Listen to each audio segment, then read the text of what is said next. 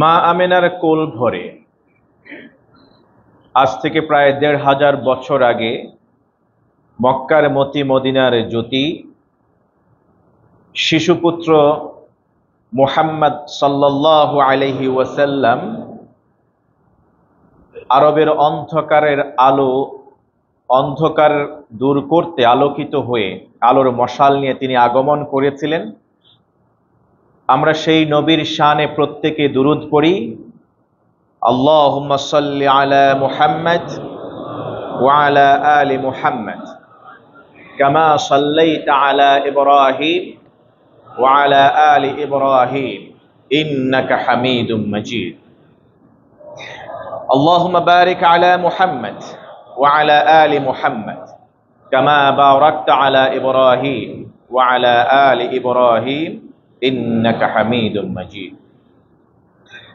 ১৫০০ বছর আগে সে আব্দুল্লাহর ছোট্ট কুড়ে ঘরে মা আমেনার কোল ভরে আলোকিত করে এই ভুবনকে আগমন করেছিলেন শিশুপুত্র নবী মুহাম্মদ সাল্লাল্লাহু আলাইহি ওয়াসাল্লাম। তিনি মানুষকে নিয়ে ভেবেছেন, শুরু থেকেই তিনি অন্যের অধিকার নিয়ে চিন্তিত ছিলেন। যখন তিনি কথা বলতে পারতেন না, তেমন কিছুই বুঝতেন না, এখনো মায়ের কোলেই আছেন, তখনও পর্যন্ত তার দুধ বোনের প্রতি তার অধিকারের কথা তিনি মনে রাখতেন। মায়ের এক স্তন থেকে দুধ পান করতেন, অন্য স্তনটা অন্যজনের জন্য তিনি রেখে দিতেন, তখনও অন্য সন্তানের প্রতিও তার অধিকারের কথা তার মাথায় ছিল। যখন তিনি নবী সাল্লাল্লাহু আলাইহি ওয়াসাল্লাম কিশোর বয়সে উপনীত হলেন, তখনও পর্যন্ত তিনি সিরিয়াতে গিয়েছিলেন মানুষের আর্থিক সমস্যা দূরীভূত করবার জন্য, পরিবারের মুখে হাসি ফুটিয়ে তুলবার জন্য। এরপরে সামাজিক বিশৃঙ্খলা বিদূরিতকরণে তিনি গঠন করলেন হিলফুল ফুজুল নামে সুন্দর কালজয়ী সেই সংগঠন, যার আলোকে আরব সমাজ বুঝতে পারল যে মানুষ, তরুণ সমাজ ওই পৃথিবীকে স্টাবল রাখতে পারে, হিংসা বিদ্বেষ মারামারি হানাহানি দূর করতে তারাই সক্ষম। এরপরে তাকে দিয়ে বিভিন্ন উদ্ভূত সমস্যার সমাধান করানো হলো, নাম দেয়া হলো আল আমিন নামে। ইভেন তিনি তখনও নবুয়ত পান নাই, তখনও তিনি নেতৃত্ব দিয়ে চলেছেন।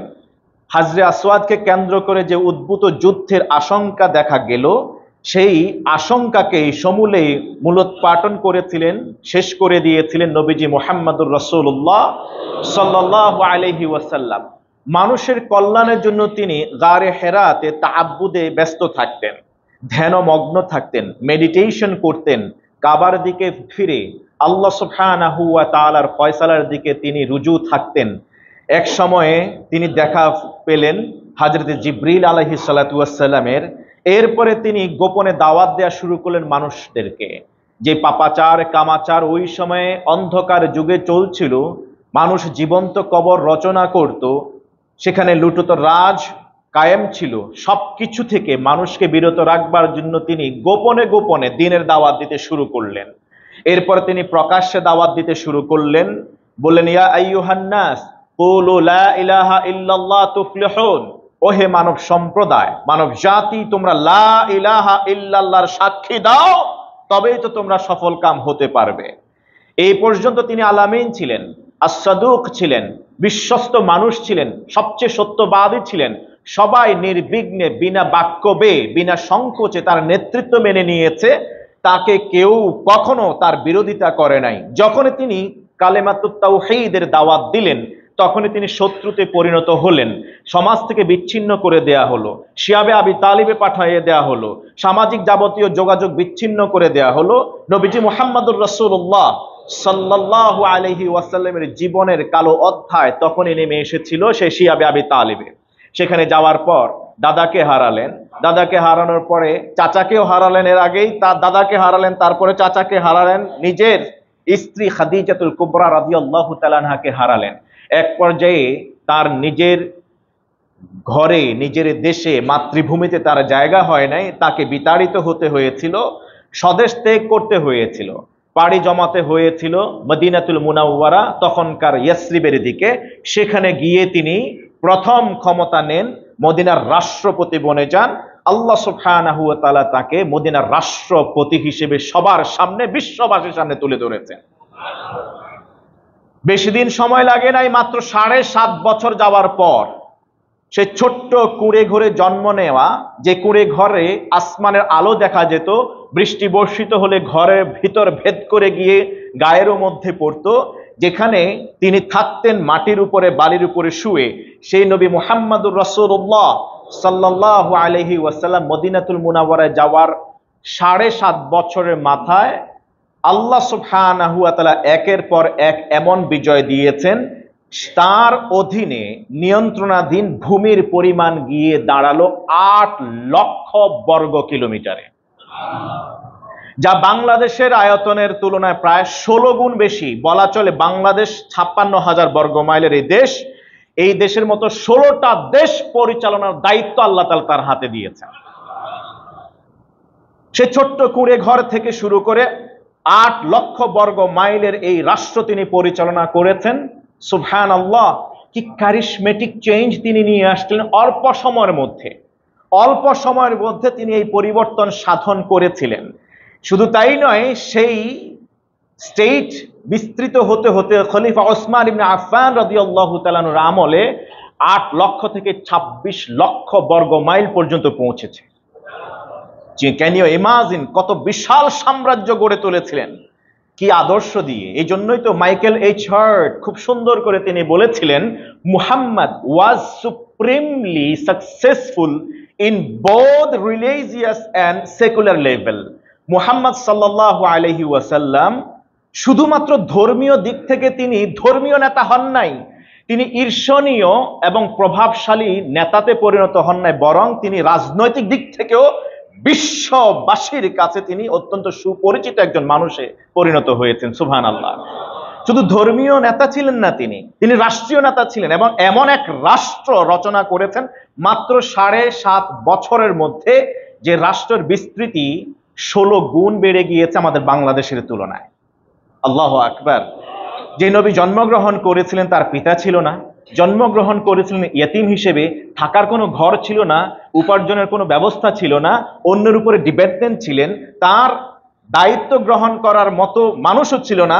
দাদা ইন্তেকাল করলেন, চাচা ইন্তেকাল করেন, চাচার ঘরে গিয়েছিলেন, সেই মানুষটা এক ওয়াহদানিয়াতের দাওয়াত দিয়েছেন, কোরআনের আলোকে মানুষকে পরিচালিত করেছেন। 7.5 বছরের মধ্যেই আল্লাহ তাআলা তাকে 8 লক্ষ বর্গ মাইল বিস্তীর্ণ এলাকার শাসক বানিয়ে দিয়েছেন। সুবহানাল্লাহ।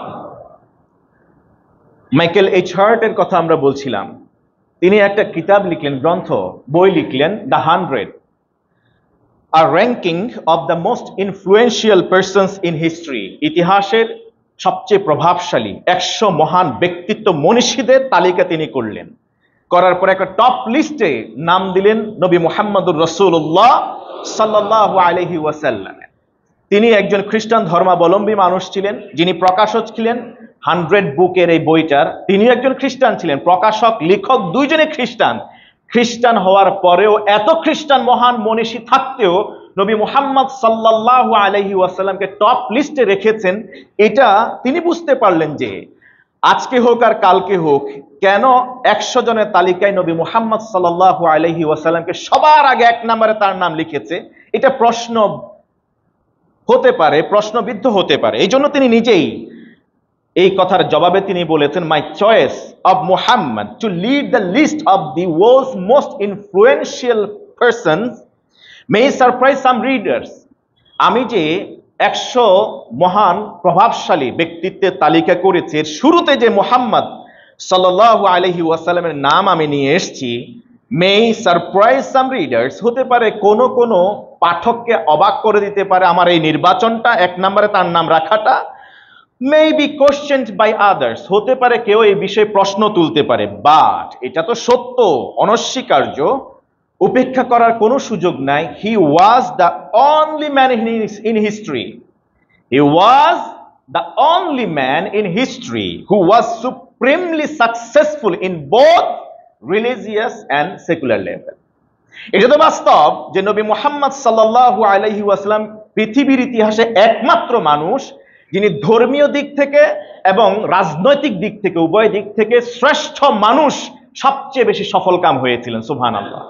কেউ হয়তো বা রাজনৈতিক দিক থেকেও এগিয়ে গিয়েছে, কেউ অথবা গুরু হয়েছে, ধর্মের অনেক কাজ করেছে, কিন্তু কম্বিনেশন দুইটাই একেবারে সর্বোচ্চ লেভেলে সফলতা পেয়েছেন। পৃথিবীতে নজিরবিহীন একজনই নবী মুহাম্মদুর রাসূলুল্লাহ সাল্লাল্লাহু আলাইহি ওয়াসাল্লাম। কিভাবে তিনি এই ছোট্ট কুঁড়ে ঘরে জন্ম নেওয়া পিতৃমাতৃহীন এই সন্তান, শিশু সন্তান নবী মুহাম্মদ সাল্লাল্লাহু আলাইহি ওয়াসাল্লাম নবুয়ত পাওয়ার পরে তিনি মদিনায় রাষ্ট্র গঠন করলেন। রাষ্ট্র গঠনকরণের 7.5 বছরের মাথায় এত বিশাল বিস্তীর্ণ এলাকা জয় করলেন, এবং সেটা জোর করে নয়, কারো উপর কোনো কিছু চাপিয়ে দিয়ে নয়। কারণ কোরআনে তো সেই ব্যাপারে বলছে, লাস্তা আলাইহিম বিমুসাইতির, নবী আপনি দারোগা নন, ওয়ামা আলাইনা ইল্লাল বালাগ, আপনার দায়িত্ব হলো শুধুমাত্র পৌঁছিয়ে দেয়া। এমনকি চারিত্রিক গুণাগুণ ছিল, সৌন্দর্য ছিল, মাধুর্যতা ছিল, যার আলোকে তিনি পুরো বিশ্বকে চেঞ্জ করে দিয়ে গেছেন। সুবহানাল্লাহ। রাজনৈতিক অঙ্গনের কথা যদি আমরা বলতে যাই, তার আগে আমরা বলবো যে তিনি যে ধর্মীয় লেভেলে, ধর্মীয় দিকে তিনি সুপ্রিম ইনফ্লুয়েন্সিয়াল পার্সন হয়েছিলেন, সাকসেসফুল হয়েছিলেন, সেটা তো আমরা জানি। তিনি জন্মের আগেই একবার আদম আলাইহিস সালাম থেকে শুরু করে সর্বশেষ ঈসা আলাইহিস সালাম পর্যন্ত সবাই আল্লাহ রাসূল সাল্লাল্লাহু আলাইহি ওয়াসাল্লাম পৃথিবীতে আসবেন শেষ জামানায়, সর্বশেষ ও চূড়ান্ত নবী হিসেবে তার ঘোষণা, তার বক্তব্য সবার মুখ থেকে মানুষ যুগ যুগ ধরে শুনেছে।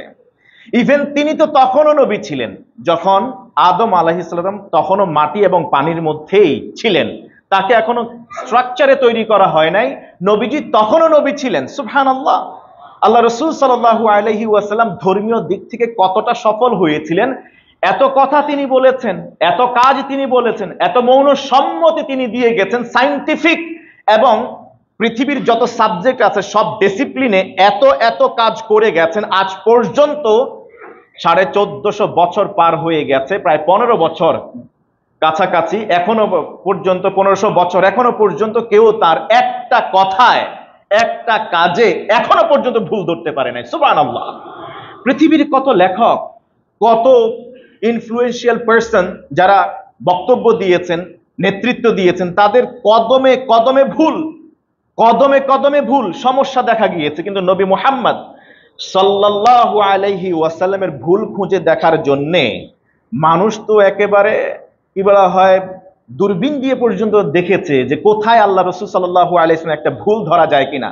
আজ পর্যন্ত পৃথিবীর কেউ কোনো ভুল ধরতে পারে।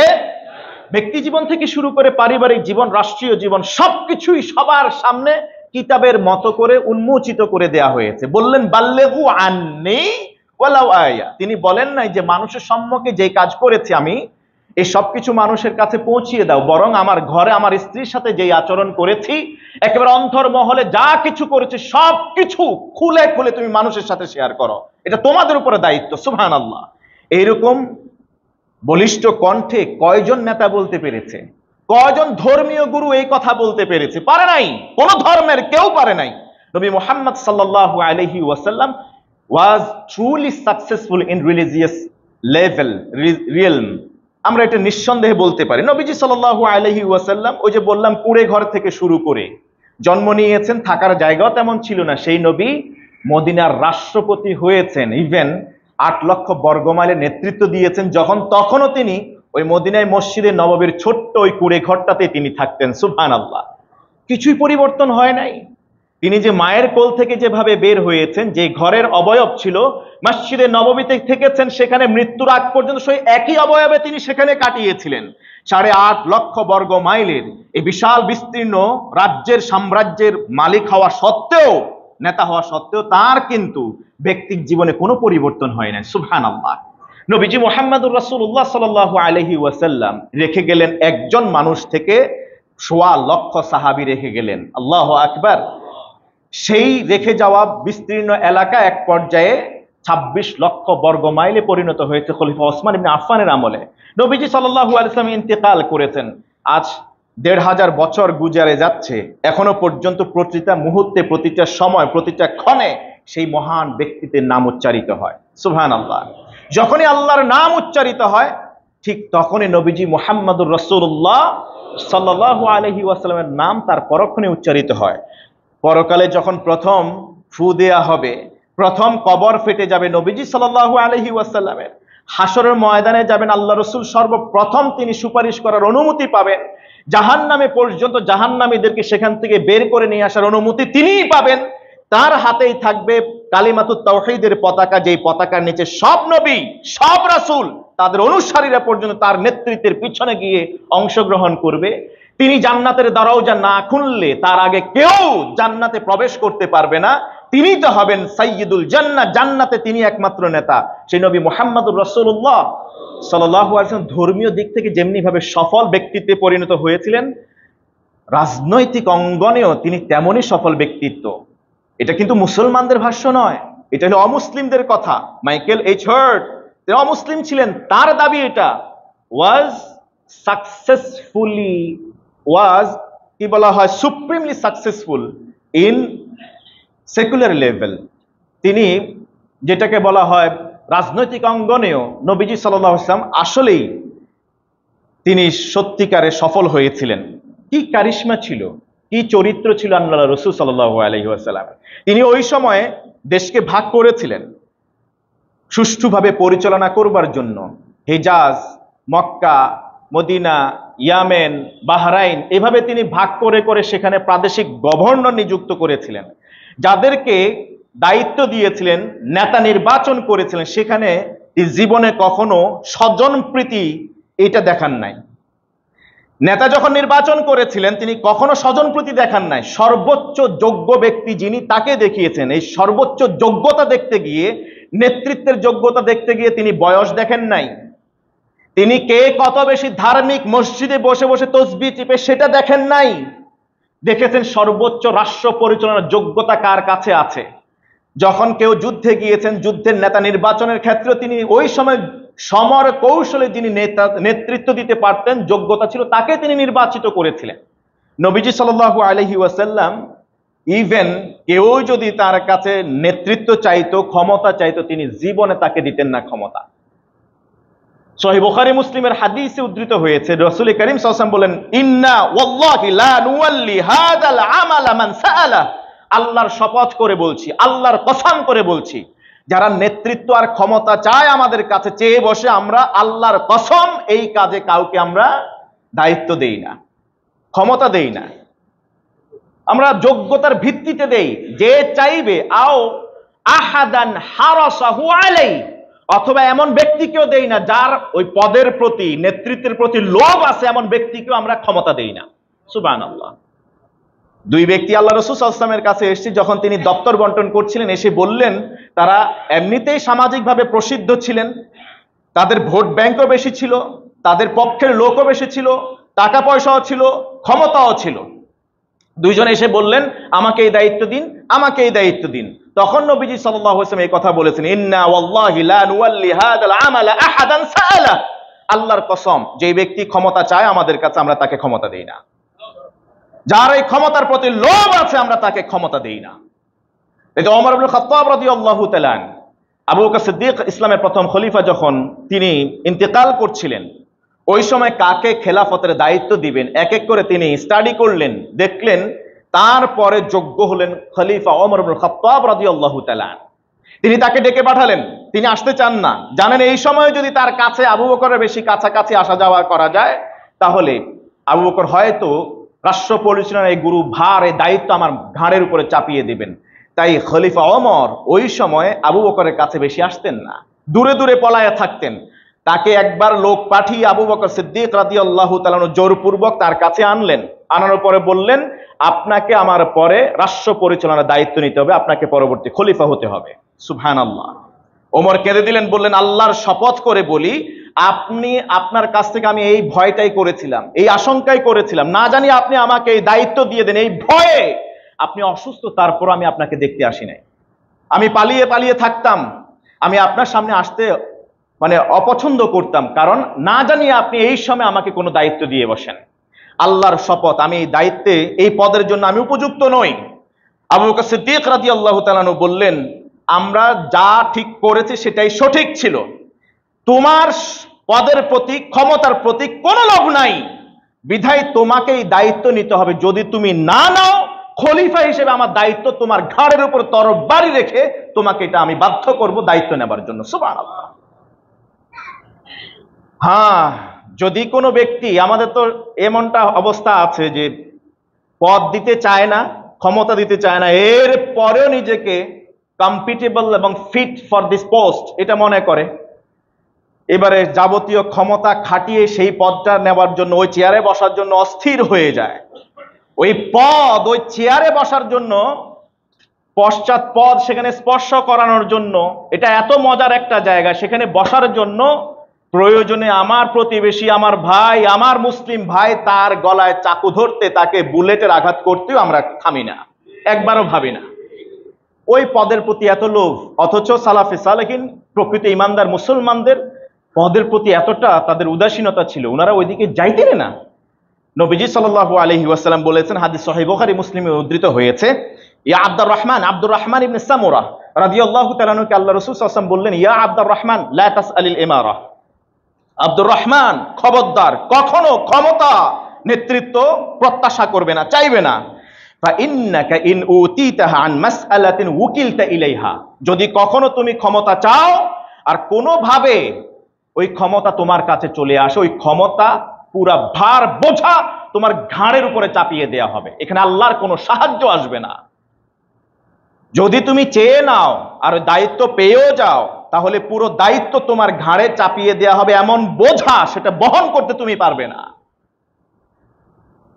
ওয়া ইন উতিতাহা মিন গায়রি মাসআলাতিন উইনতা আলাইহা, যদি তোমার পদের প্রতি লোভ নাই, তুমি চেয়ে নাও নাই, এর পরেও দায়িত্ব তোমার কাছে চলে আসছে, মনে করবে এটা আল্লাহ সুবহানাহু ওয়া তাআলার পক্ষ থেকে এসেছে, আর তখনই আল্লাহ তাআলা তোমার জন্য সাহায্য পাঠাবে। বছরের পর বছর, যুগের পর যুগ একই চেয়ার আমরা ধরে রেখেছি।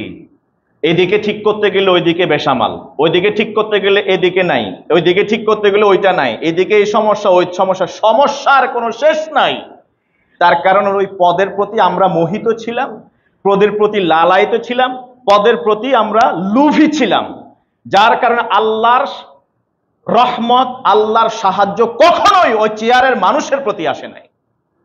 যদি আমরা পদের প্রতি লোভ বা লালায়িত না হতাম, তাহলে অবশ্যই আল্লাহর সাহায্য আসতো, যেমন সাহায্য এসেছিল নবীজি মুহাম্মদুর রাসূলুল্লাহ সাল্লাল্লাহু আলাইহি ওয়াসাল্লামের কাছে। অল্প সংখ্যক মানুষ অধিক সংখ্যক মানুষের উপর, কাফের মুশরিকের উপর বিজয় লাভ করেছিলেন, এটা ইতিহাস সাক্ষী।